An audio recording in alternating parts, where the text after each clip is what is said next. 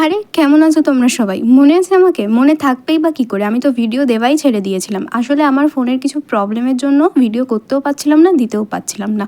বোঝোই তো, কম দামি ফোন হলে যা হয়, গরিব মানুষ টানুষ বটে। তো যাই হোক, অনেক দিন পর একটু ঘুরতে বেরিয়েছিলাম। তো আজকে দেখা করতে গেছিলাম অর্পিতার সাথে। তোমাদের নিশ্চয়ই অর্পিতাকে মনে আছে। টুকটাক আমার ব্লগে কিন্তু ওকে তোমরা দেখতে পাও।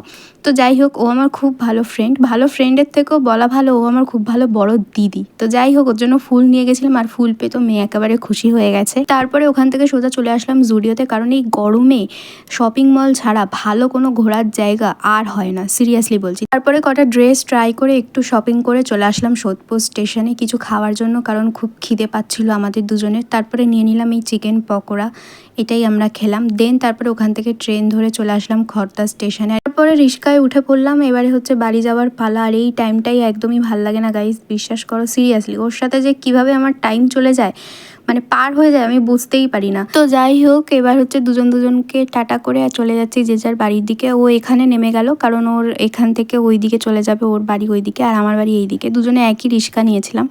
তো যাই হোক, ভিডিওটা এই অবধি স্টপ করছি। কেমন লাগলো ভিডিওটা অবশ্যই জানিও কমেন্ট করে, আর লাইক করতে কিন্তু ভুলো না। টাটা।